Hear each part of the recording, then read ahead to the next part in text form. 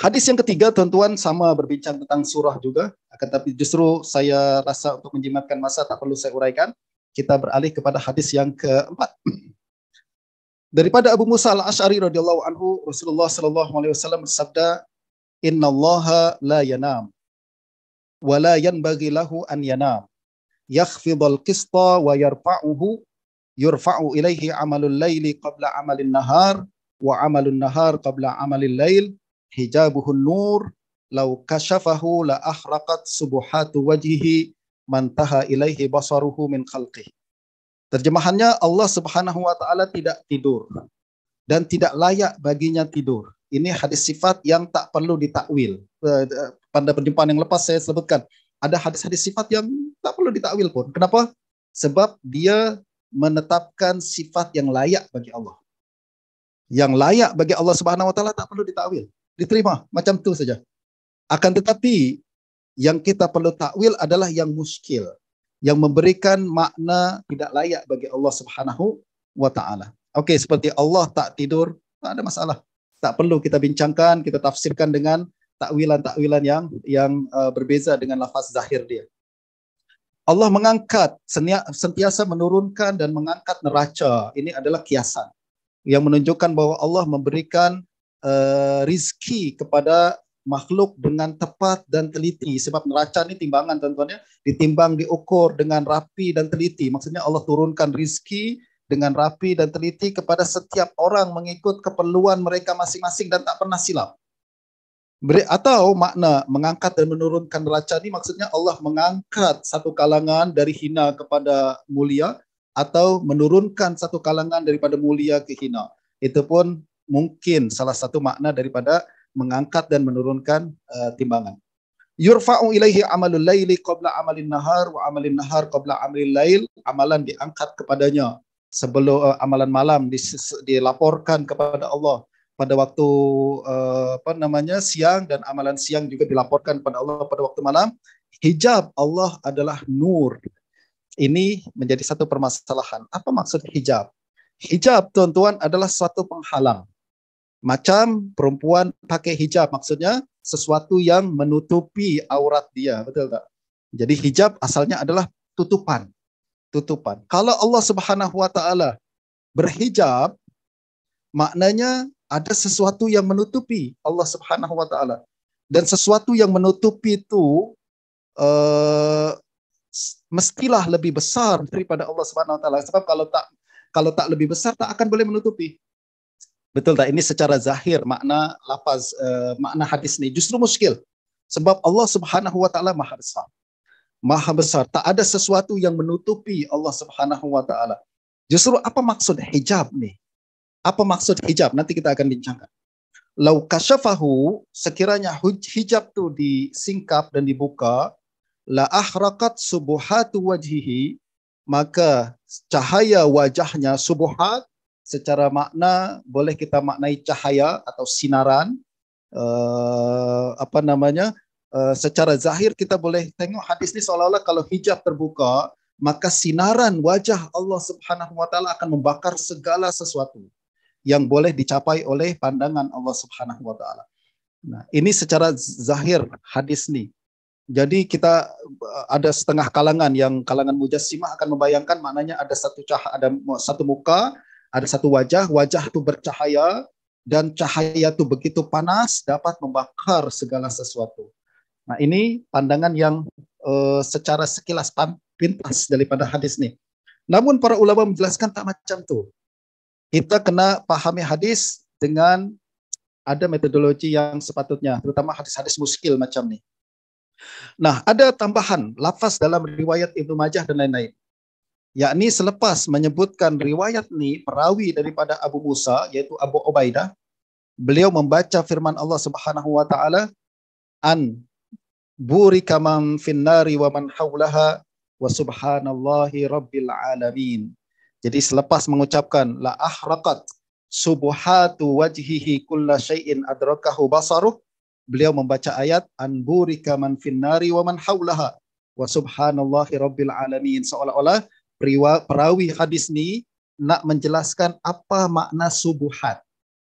Subuhat wajhihi, Sebab nanti kita akan sebutkan subuhat boleh bermakna dahi. Ada boleh bermakna dahi.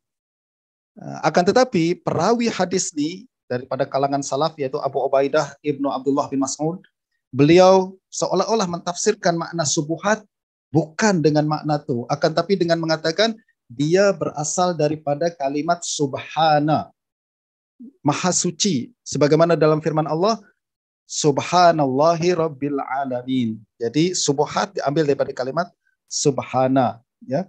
Nanti kita akan bincangkan perkara ini. Nah, menurut ulama antaranya Imam Abul Hasan At-Tabari, beliau adalah salah seorang murid Abul Hasan Al-Asy'ari. Beliau mengatakan kalimat subuhat wajhihi, wajah yang disebutkan dalam hadis ini maknanya adalah zat. Maknanya adalah zat. Dia bukan wajah bermakna satu bagian tertentu yang berbeza daripada bagian tubuh yang lain. Macam manusia. Manusia ada wajah, ada tangan, ada kaki. Maknanya wajah beza dengan kaki. Itu manusia yang boleh dibagi-bagi tubuhnya. Itu sebabnya manusia adalah jisim. Jisim maksudnya adalah ada bagian-bagian yang berbeza daripada bagian yang lain. Sedangkan Allah Subhanahu wa taala bersifat ahad. Ahad maknanya esa. Esa maknanya tak terbagi. Allah bukan jisim. Justru tak ada bagian-bagian tubuh yang berbeza dengan bagian yang lain.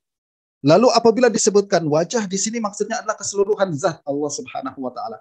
Sebagaimana dalam firman Allah, innama nut'imukum liwajhillah.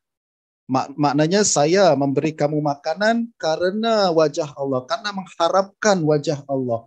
Bukannya karena mengharapkan wajah Allah, tapi mengharapkan Allah. Karena Allah saya bagi makan engkau nih.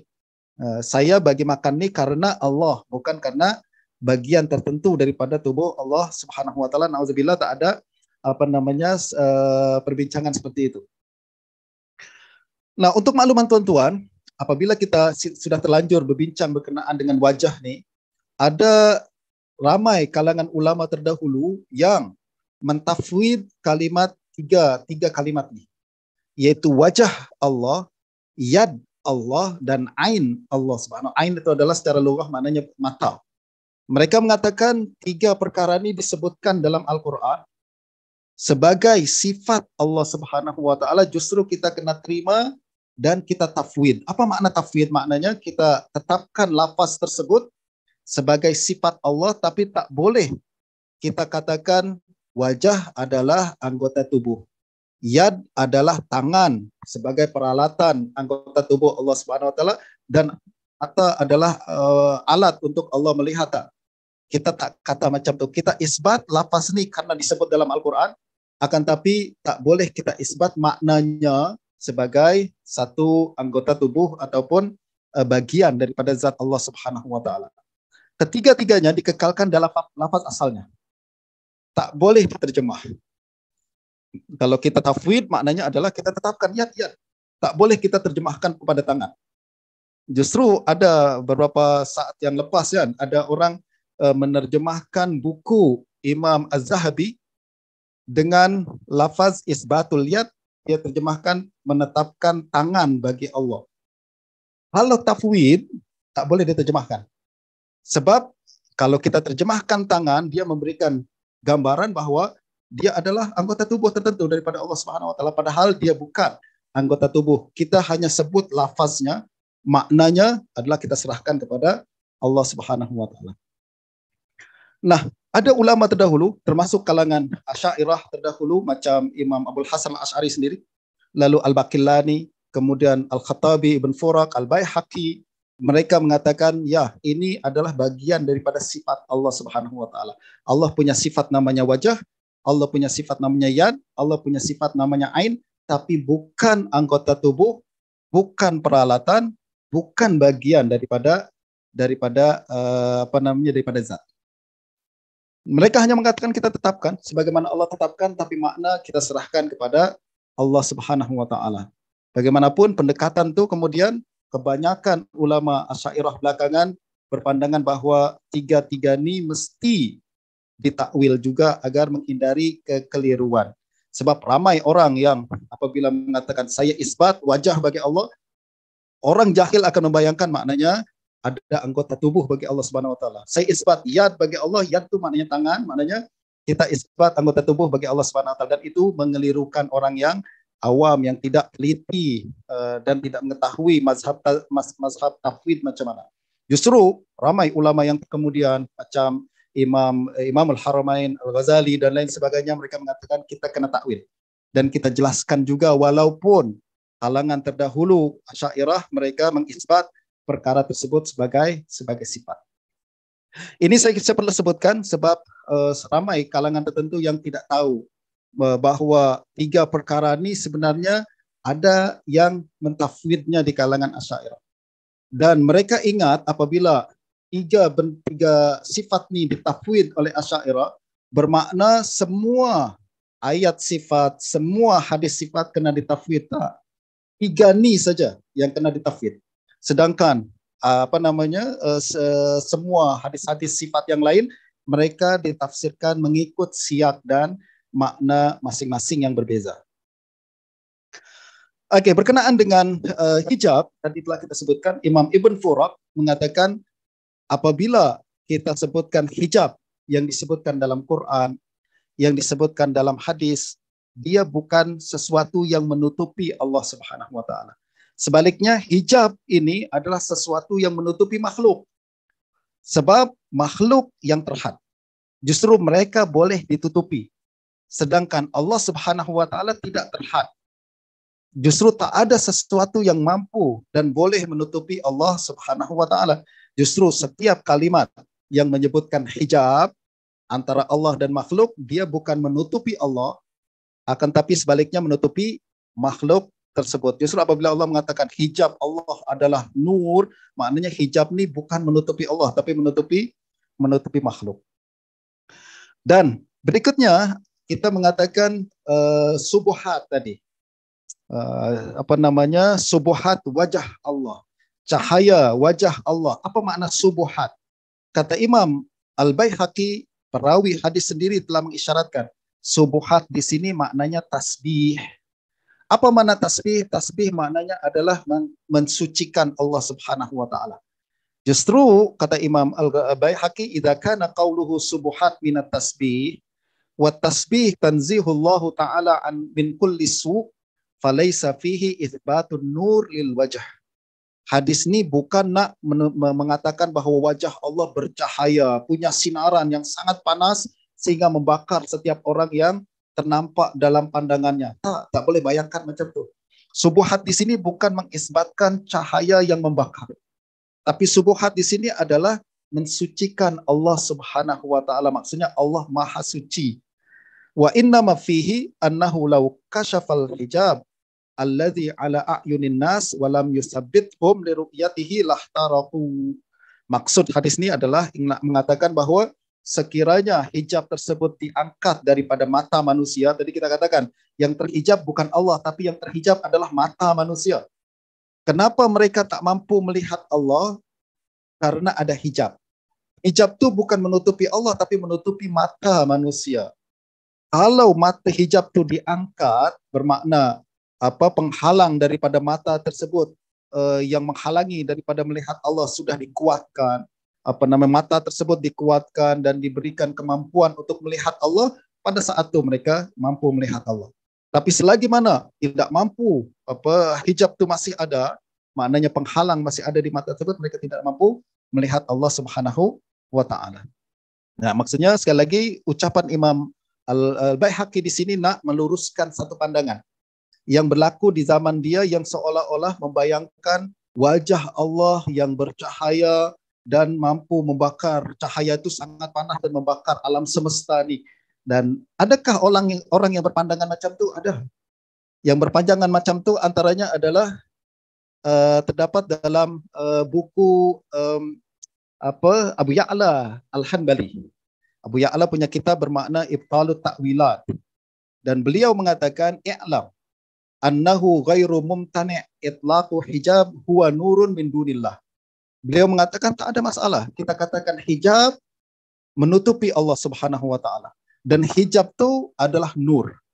Tapi kata beliau la ala wajhil ihatah wal had wal muhadzah, akan tapi Bukan hijab itu adalah menutupi keseluruhan ataupun menunjukkan adanya had bagi Allah Subhanahu wa taala, sebab sesuatu yang ditutup maknanya ada had, ada batasan bagi benda tu, betul tak? Ada ukuran tertentu agar boleh ditutupi. Tapi kata Abu Ya'la, kita boleh katakan hijab tapi tak boleh katakan Allah terhad. Kita tak boleh katakan Allah hijab tu menutupi Allah Subhanahu wa taala, tapi sebutkan hijab macam yang disebutkan dalam hadis. Beliau katakan tak ada masalah dalam perkara itu. Amma qauluhu kullu syai'in adrakahu basaruhu min khalqihi ma'nahu anna nur wajhihi yahriku ma yudrikuhu min khalqihi. Dia mengatakan bahawa cahaya wajah Allah membakar semua makhluk yang boleh dicapai dengannya. Jadi beliau membayangkan bahawa wajah ni adalah wajah yang bercahaya dan cahaya tu boleh membakar semua makhluk karena cahaya tu terbuat sangat panas. Dan beliau lalu menyebutkan, menukil daripada seorang pakar lughah bernama Sa'lab.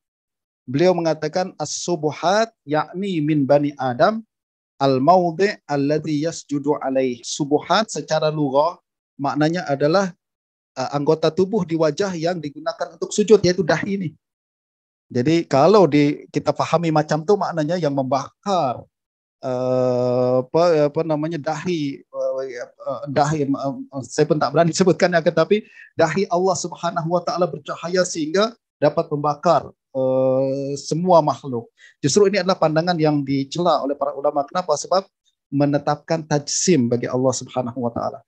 Kita boleh membayangkan sesuatu adanya apa namanya Allah Subhanahu wa taala seperti makhluk. Justru para ulama sangat membenci dan tidak menyukai perbincangan yang macam ni.